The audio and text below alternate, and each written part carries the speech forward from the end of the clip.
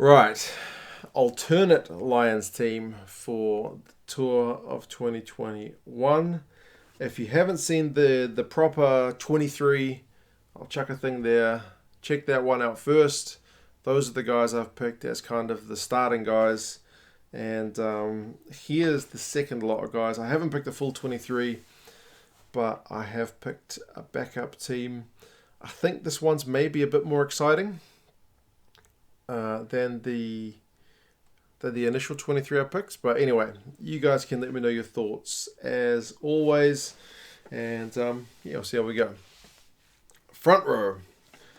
I've put Joe Marler in there at loose head for this one. I think even at the World Cup, before Mako came back, when he was coming back from injury, Marler was the standout loose head from the whole World Cup, basically. The guy's been in terrific form. He let himself down with a joke that went really poorly wrong. And whether he makes himself available for the Lions tour, don't know. I mean, you've always got Kean Healy there as well, who I didn't pick him a main 15. So there's plenty of depth at loose head for the Lions, but I've put Marler in there. Stuart McInally, I've put there as the hooker. He's quick, man. He is a dynamic hooker. So I've gone with that kind of as the theme for this team. So, yeah, I've put him there at 2. And I've put WP or Viapia Nell in there at tight head. I do like the Scottish front rowers for some reason. It seems to be a thing. Obviously, I put Furlong. Should I do spoilers? Go watch the other video. I put Furlong and Sinclair as my tight heads for the main 15. So I think Nell is a good shout, but you could have one of the Welsh boys in there as well. Second row, I've kind of gone with a all-round guy and a proper defensive guy. I've gone with Ian Henderson from Ireland. That guy's stats are phenomenal as well. He does a bit of everything. When he's playing from Ulster, he's absolutely leading from the front, and in Ireland, it's the same deal. They are pretty well stocked up of talent for the second row as well. And then I've put Johnny Gray from Scotland in there. Now, his stats are like very lopsided. You've got his attacking stats, which are pretty poor. The guy doesn't make a lot of run meters. He doesn't bust many tackles, but his defensive stats are phenomenal. He makes just so many tackles. It's unbelievable. He just tackles all day long. So I kind of like that balance of having Henderson and Gray in there. The back row, I've gone with Jamie Ritchie from Scotland. Very unlucky not to make my first team. Again, all-round package player. Dynamic with ball in hand, and also great at the breakdown. Good tackler. I've gone Justin Tipperick at open side. Again, unlucky not to make my starting team. He scored a bunch of tries in the Six Nations.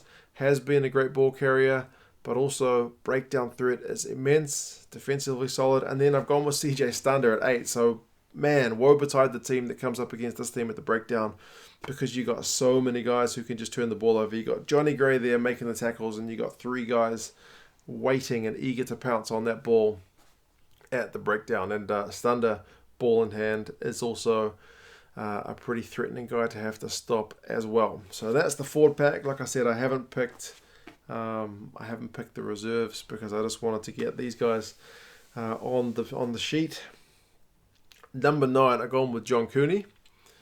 And the reason I've picked him is mostly on form. He has been absolutely the form 9 from any of the Irish teams, basically. Like, he hasn't really got the shot in terms of the minutes with Ireland. But for Ulster, he's been playing phenomenally well. Kicks goals, scores tries, distributes well.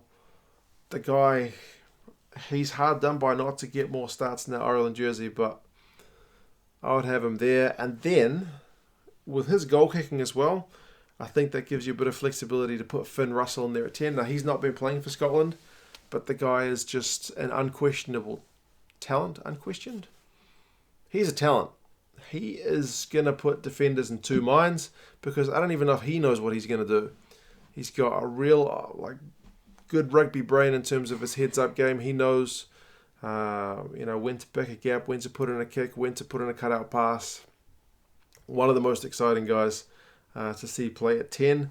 Outside him, I put Sam Johnson and Nick Tompkins. So I picked these guys partly based on the stats. I mean, Nick Tompkins has been almost there for Wales. Some of his link-up play is not quite there, and that might be another area that he struggles with here because it's a fresh team around him as well. But the guy has been a dynamic ball carrier, and likewise Sam Johnson. Tackles busted, very, very solid. You could have had Ringrose. You could have had Henshaw. Like, there's other guys you could put in there as well. But, Jonathan Joseph, there's heaps of guys that you could put in there, but I've gone with these two. Outside backs, I've gone with Stockdale on the left wing. Now, the guy's prone to the odd error, but when he's on fire, in terms of being an absolute attacking threat, I think he's one of the best in the world. I've gone with Anthony Watson on the right wing. Again, he could have easily made my first team. I could have had Johnny May as well. He's probably my favourite English outside back, but I haven't even picked him. And then I've picked Jordan Lama at fullback. So for this team, I've kind of gone the whole hog of a flair or more exciting team. So it's definitely going to be a million miles from the team that actually goes to play. But still, I thought it was a bit of fun to pick kind of an alternate team as well. Couldn't help myself. There's too many good players up there not to pick some more. I could pick a third team and a fourth team and a fifth team because the depth is there, but I will leave it there. You guys let me know your thoughts as well. If you were to pick a team based on kind of a team you would want to see rather than the team you think that will actually go. Let me know. What do you think the odds of some of these guys like Finn Russell? Do you think he's a shot? Probably not, but it would be a bit of fun. But yeah, you guys let me know your thoughts, and I'll talk to you again soon. See you later.